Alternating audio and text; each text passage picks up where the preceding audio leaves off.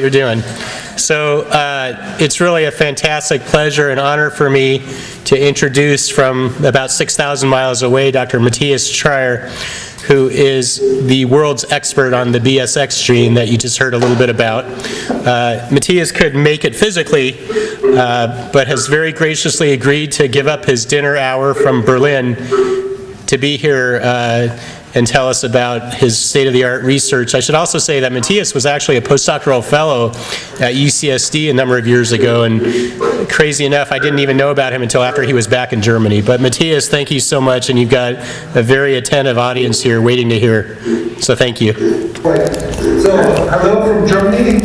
So it's still already in the evening, so we're 9 hours ahead of you guys. And unfortunately, I cannot be in San Diego. Also, it's my favorite place where I have lived for my 5 years of my life. So what I'm going to tell you today is about a gene which I actually, together with Paul, like 2 years ago, or 3 years now ago, have published that when you look at the deletions actually in the Jacobsen syndrome, and if we have a very big deletion, and this is actually spanning up to here where the BSX gene is, then there is a clearly change in the behavioral of the kids. And what you see is 3 pictures of European children which have 11q syndrome.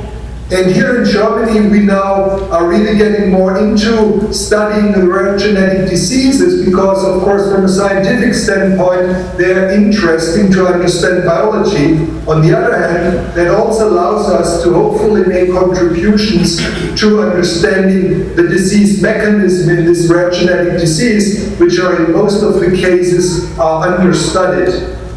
So, as I said before, in this kind of paper which we published together with Paul could show that in the patients he analyzed that there is the BSX gene which is actually deleted. And when you have this additional deletion of genetic information, your total IQ is really, unfortunately, being very low. And I want to stress that this, as you all know, this is like haploinsufficiency. So one copy of a gene is sufficient to cause this extreme phenotype here. And this is relatively unusual because, as you all know, we have 2 copies of each gene, and normally our organism is set up that you can easily lose 1 copy and you should not really care about it. But in this case, it doesn't seem to be the case.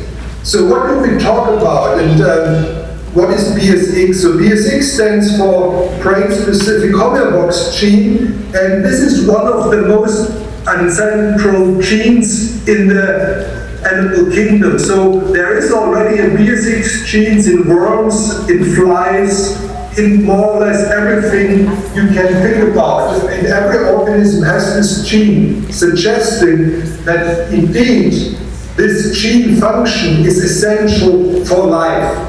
And what you can see here on this slide is where actually this gene is functioning and where it works. And this here is the brain of a mouse, and here at the bottom of the brain, this is where actually when we zoom in, we can detect expression of this specific transcription factor, which is highlighted here in white color, or here you may see or may not see it, is highlighted by blue fluorescence. And so it's these few neurons in the brain which are located at the base of the brain, which what I will show you can influence higher brain structures like the hippocampus, and this is where all our memory is in. So what we're really interested in my lab is how psychological and physiological factors influence our appetite and eating behavior. And so the big question, and also more or less addressing the question, why is BSX crucial for cognitive function in the Jacobsen Syndrome, is coming from work which we actually started where we were interested that at the base of the brain, in the hypothalamic region, there is the integration of satiety and hunger signals. And these signals are somehow communicating with the cognitive and reward centers within the cortex and the limbic system. And this higher brain systems, this is where more or less where we are humans, and this is where our humanity more or less lies in, whereas all the other brain regions, even like lower vertebrates, have to survive and to live. So, to give you a small understanding and a little bit a detour into control of food intake, as I told you again, it's this small region in the brain which integrates all these different, and in particular, creates two hormones, signal us if we are well, we have high level of the adipose tissue, which more or less everything is fine. However, if the stomach is empty, signal to the brain and will then say, eat a little bit more. And again, changes can make big differences. Coming from an experiment, but tell me to prove it yet. They could really show that at the bottom of the brain there's a small population.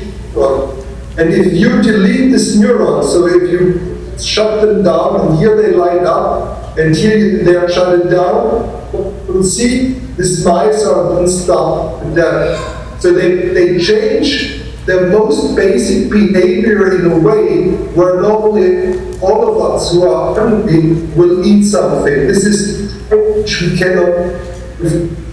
And this mice, having lost this neuron in the brain, they more or less been sitting on the food, they starve to death. It really shows you how small changes in the brain can elicit dramatic behavioral changes. And it's these two neurons which we have studied are crucial to understand this population's food intake. And that will become relevant, as you will see later in the because this may explain a lot of different behaviors between our feet and the months and molecular level. So it's this circuit in these neurons is more or less composed of neuronal population which are characterized by expression of peptides, and this is not so important what their names are, but what is important that it more or less required to upregulate food intake, whereas the other population is required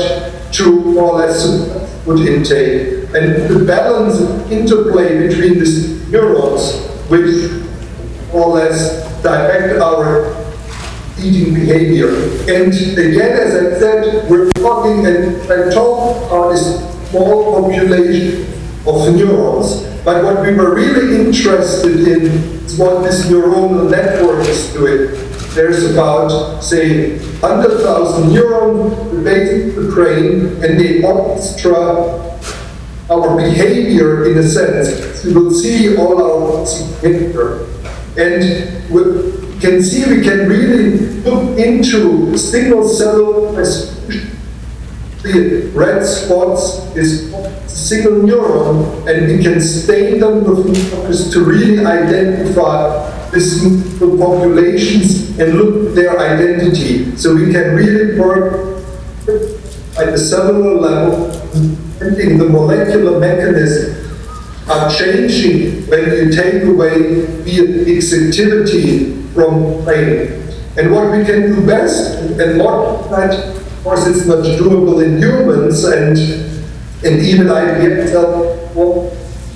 in the last one, you of course like a small hint if what, because we're about behavior and can be elicited in an organism and in a petri dish. Also, we can, as I will show you later, can find out the transmitters and neurons which are being changed. So to see if we have the same effect in the brain like in you see here you can manipulate now a single neuron, every gene will up here neurons nicely, in every more or less illumination of each neuron, it's a neuron which expresses the activity, and by that we can also delete the activity. And I can show you for what is really required to give some examples how one single molecule can affect. So what has been if you don't eat for 48 hours, or mice don't eat for 48 hours, population of neurons, it can feel this your desire, they upregulate dramatically, and this upregulation then again helps you eat.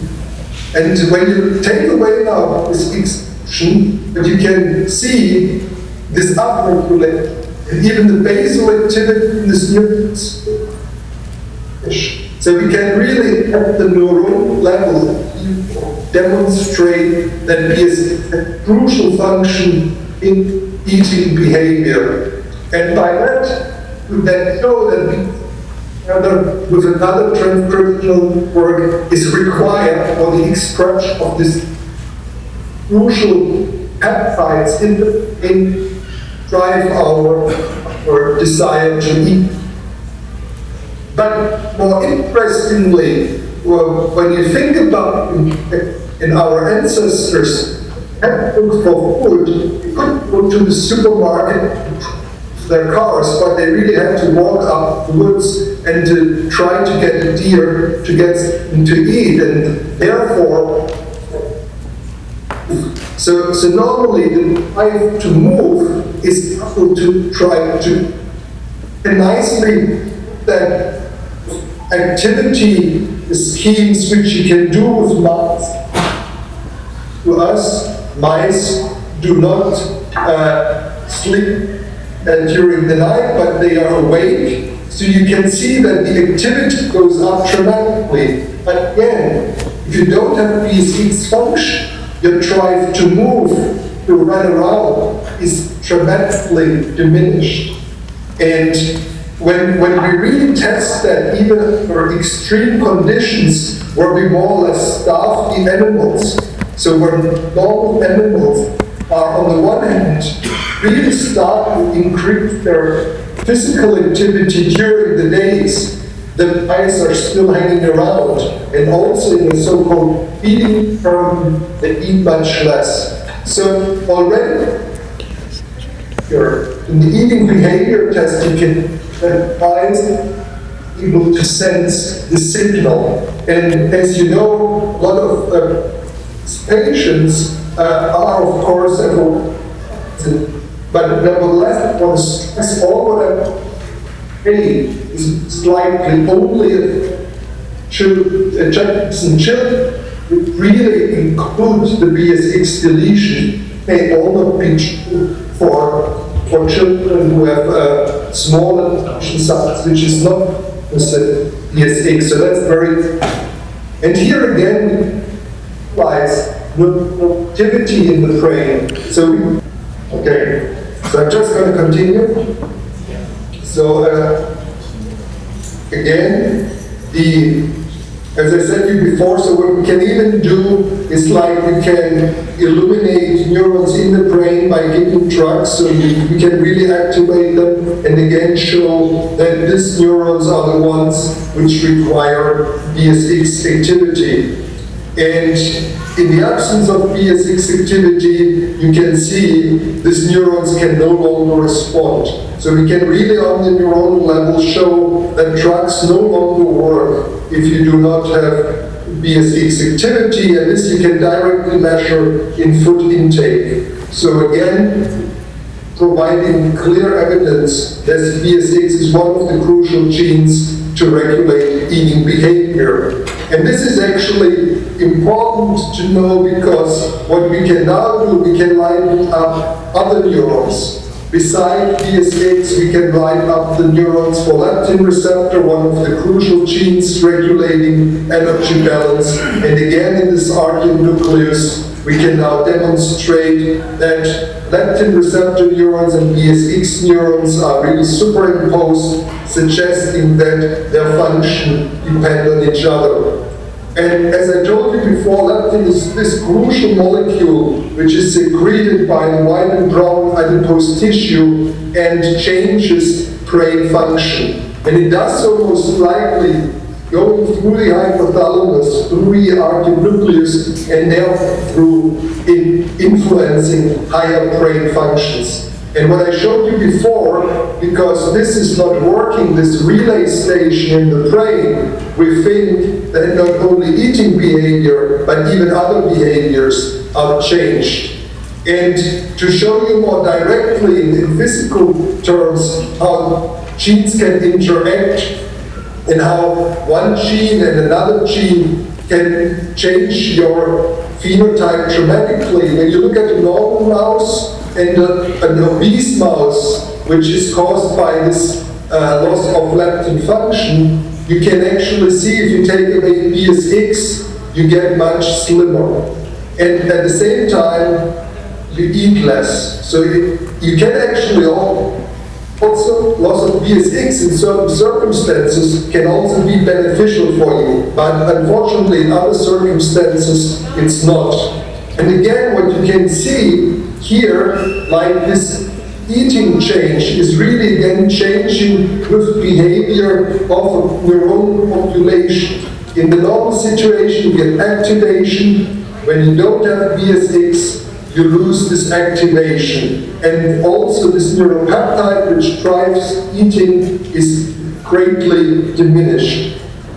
And so what we actually then looked at is again, is if locomotor activity, physical activity can also be rescued.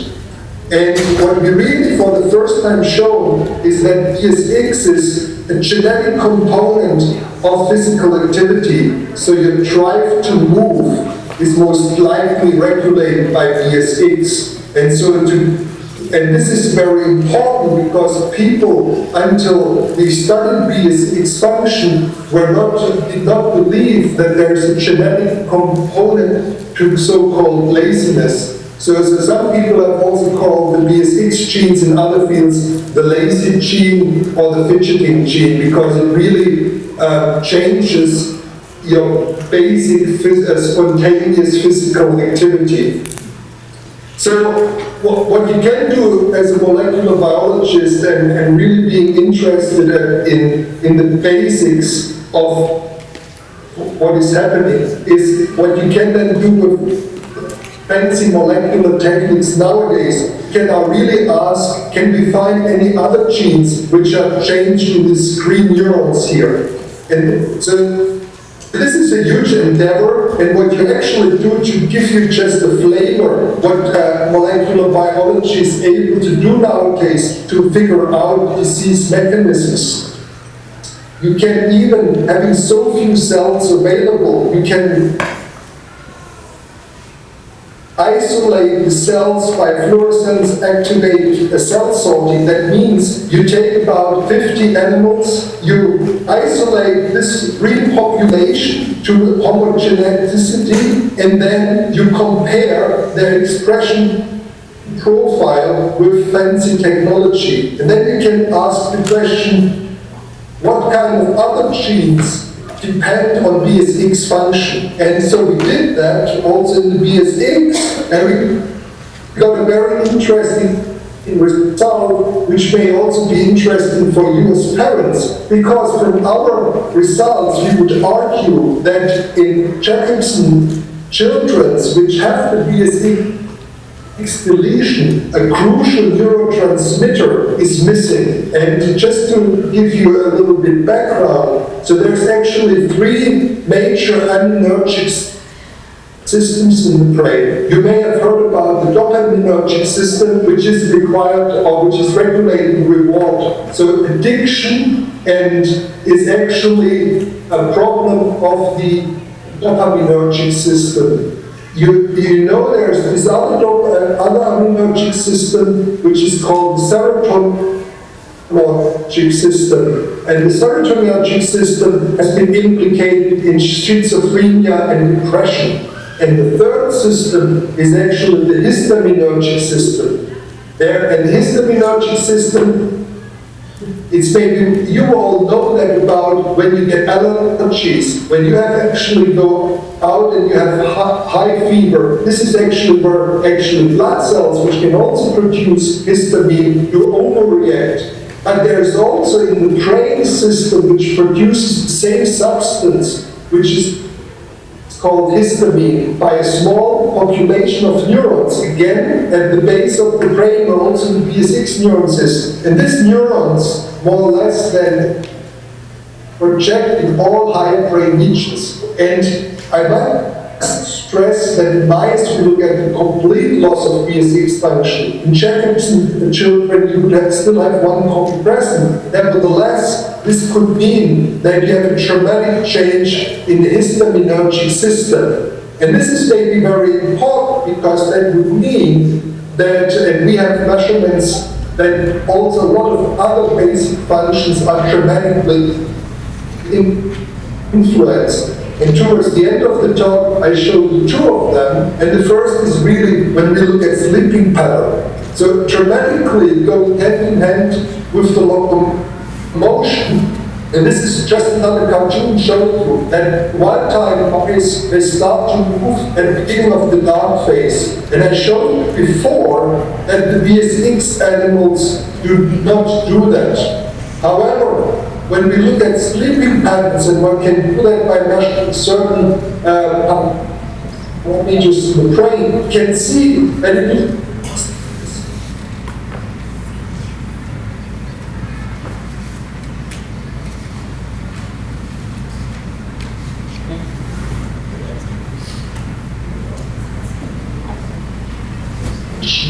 really seems that you're all the time.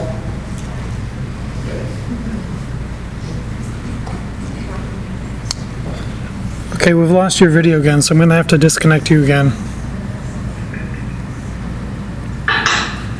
So we're just going to hang out again. That's fine.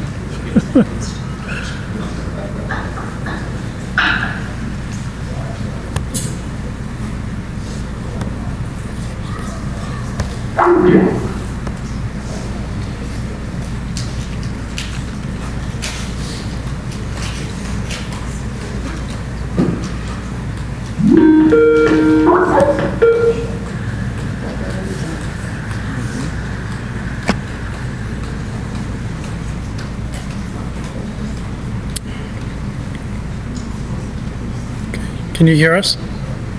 Yeah. Okay, we can hear you too.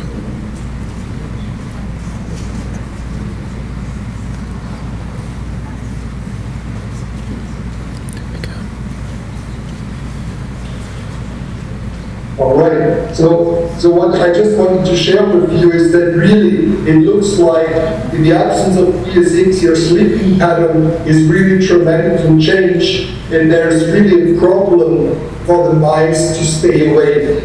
And this is most likely due to the failure of the histaminergic system in the absence of BSX. And most importantly, coming from these results, we then tested also, of course, is in the absence of BSX, do you have problems with your memory function? And as you can see here, what you can actually do in mice, you can do a so-called water maze test. So that the mouse has to swim in a milky water, and there's a hidden platform. And the mouse can orientate itself by visual cues, which are at the walls. And these four cues, the mouse will recognize, and it will search by swimming randomly in the water around. However, at one point, it will be able to find the platform and it's rescued.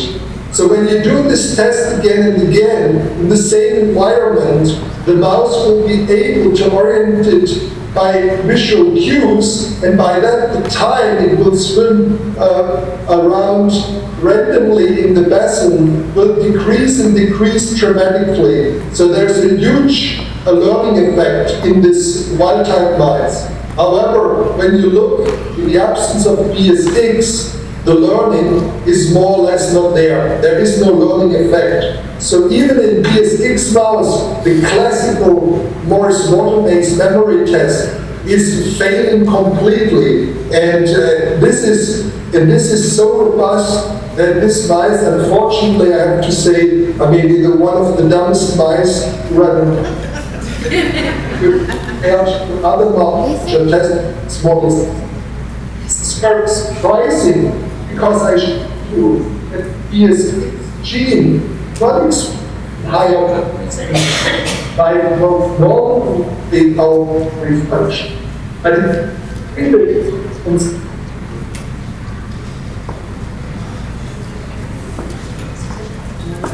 Okay, we've lost your video again. Let's disconnect and reconnect again.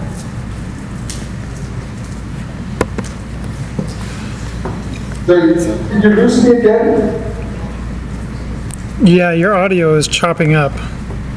Okay. Let's just reset it one more time.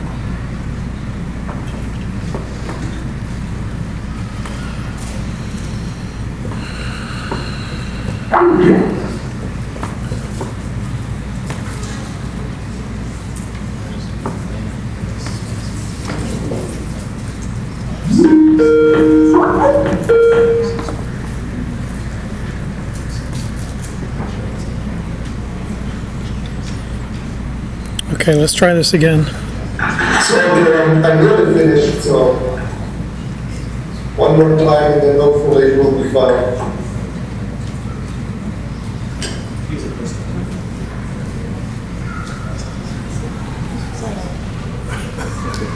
Okay, so I'm just going to finish up because unfortunately the connection seems to be not too great. So really what that result tells us that unfortunately BSX function, despite being not expressed in the higher brain regions, seems to be really essential for learning and memory.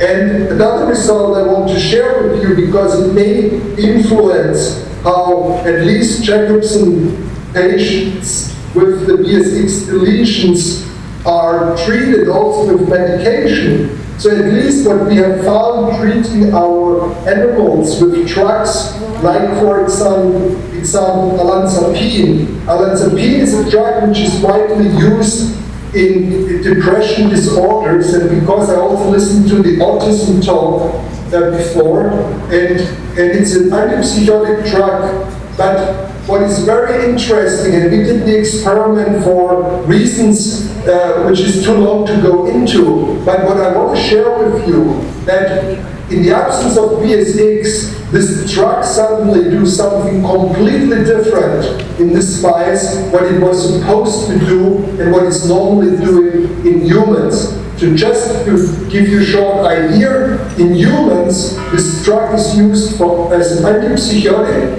and in a lot of cases, it will cause strong weight gain. So this human probants will more or less add up to 30 kilograms, or like more or less 60 pounds of weight when you use these drugs for some of them. However, in the BSX knockout, you see exactly the opposite. You get a starvation response, and these animals die because of starvation. And so what I want to share with you that maybe for the children which have BSX deletion, one should be careful in administering drugs because they may completely respond differently from what is known to these drugs. And with this actually, I come to the end, and we're actively start to work again, and I'm happy to have now a lot of funding available here in Berlin, where we can continue our work, and hopefully in the long run we can really help you, at least the children which have the BSX deletions. And of course, this would not have been possible with a lot of funding from Europe and a lot of people who actually do the work, and we're working, of course, with people from all over the world. And I hope you at least could get some of the talk. Also, we were broken up 2 times, and I wish you a good further conference going in San Diego.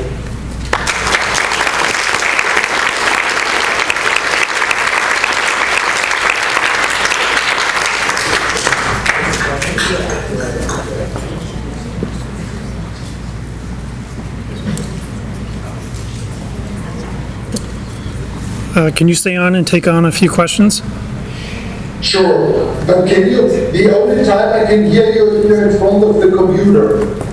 That's So you correct. have to- If anyone has questions, you'll need to come up and speak into the laptop. I'll ask a question.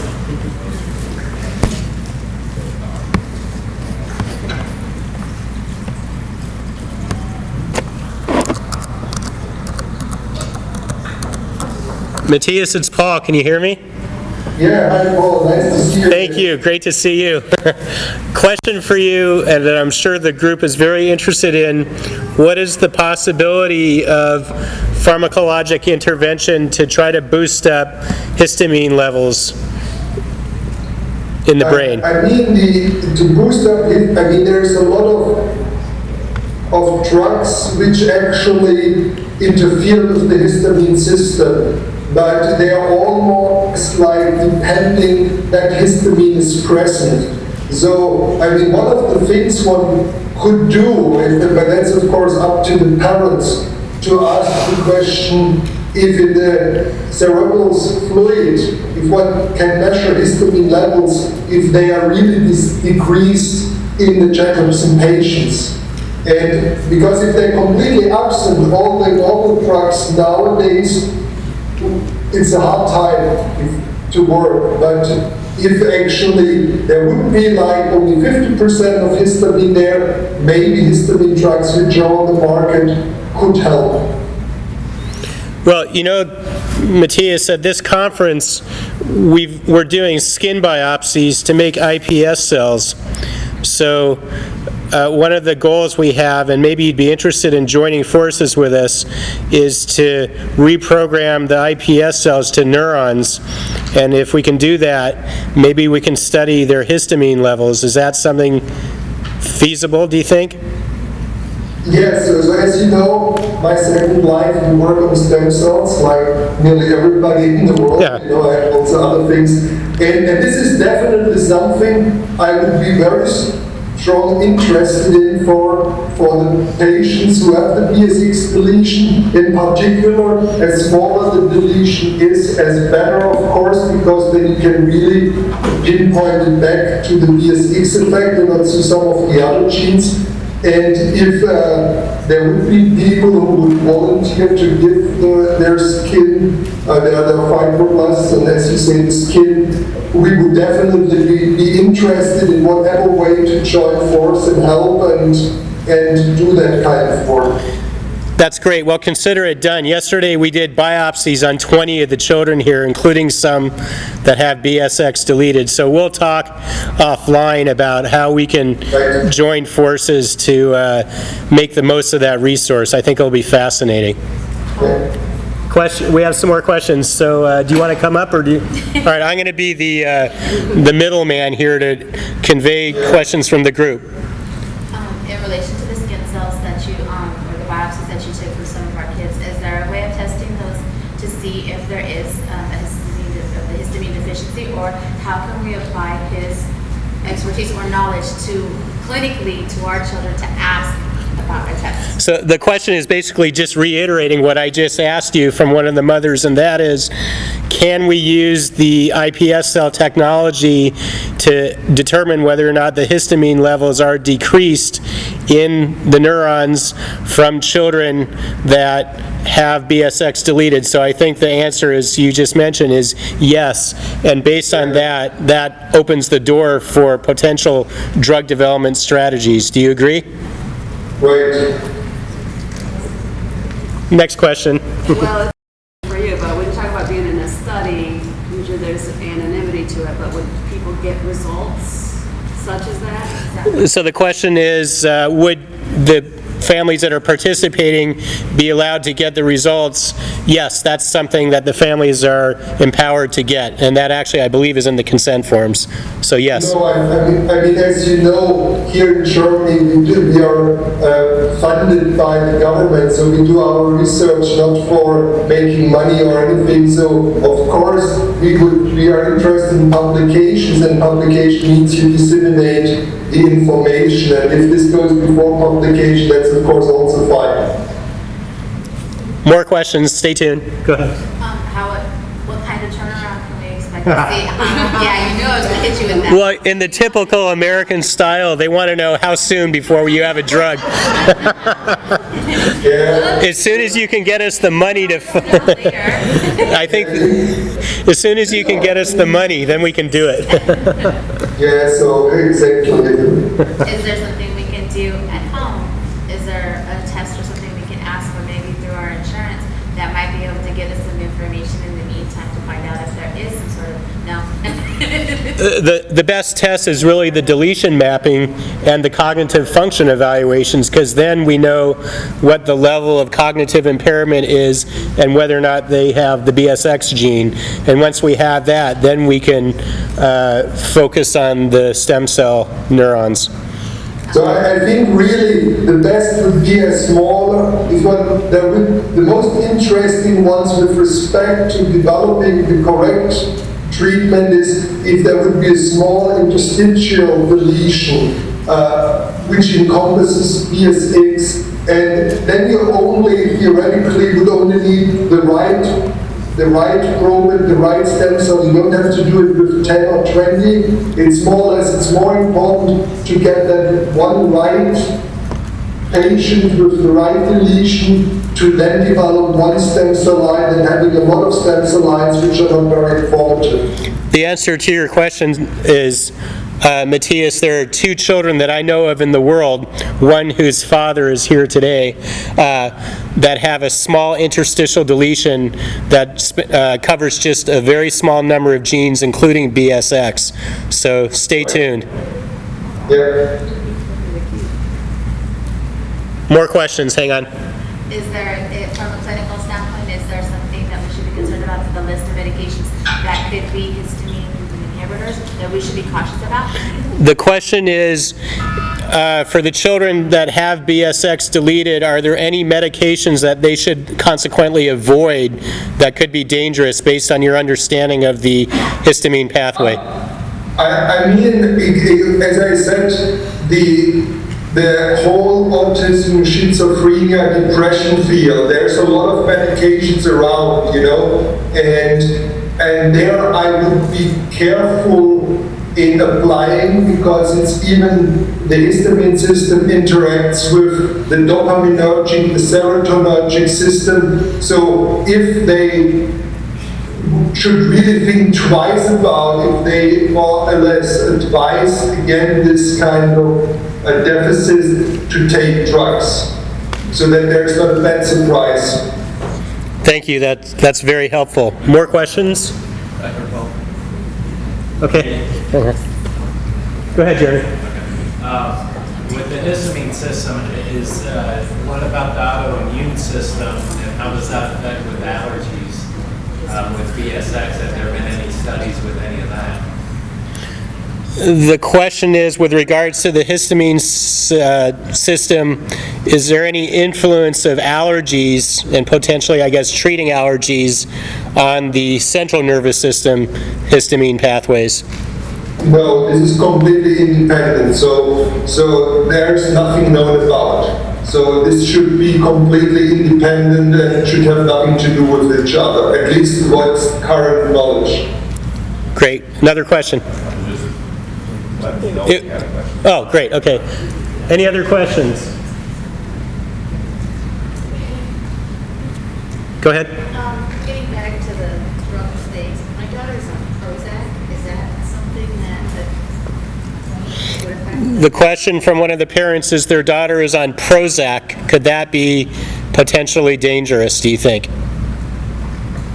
I mean, if she is already on it and it's fine, then most likely it's okay if it really helps or not. So what I'm saying is more or less, if you go on a new drug which you haven't used before, then there could be acute effects which may be unexpected, and this is what you should look for. If once you're on the drug and you tolerated it, it's unlikely that it will impact it dramatically.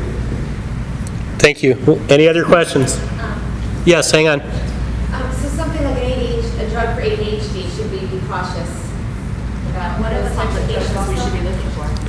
So kind of a two-part question. Mother wanted to know, what about some of the medicines used for ADHD?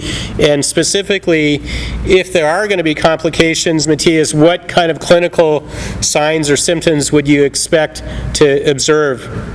I mean, it's very hard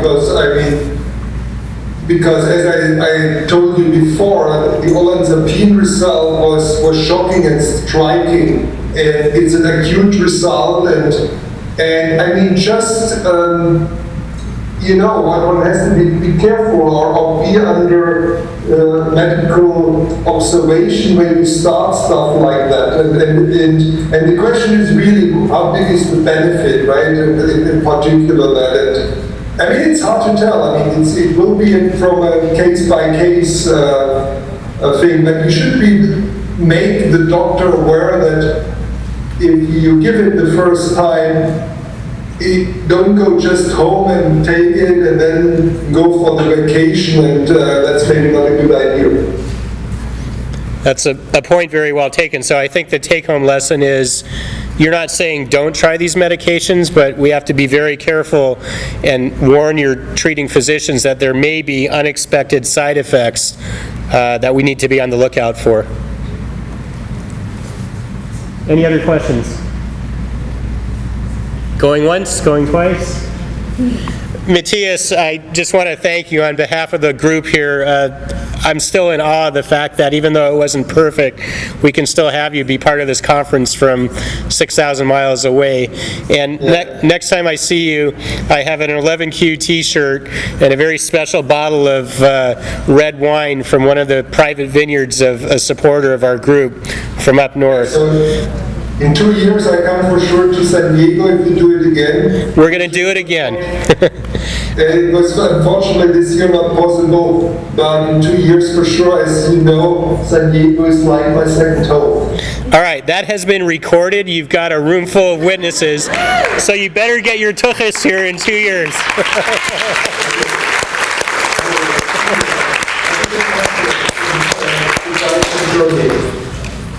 Say that again, please. Maybe I don't want to hear it. So I said, have a good conference and goodbye from Germany, and all the best for you.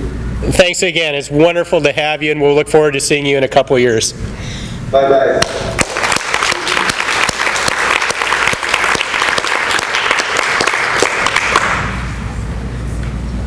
Okay, we're actually right back on time, so why don't we take a few-minute break, maybe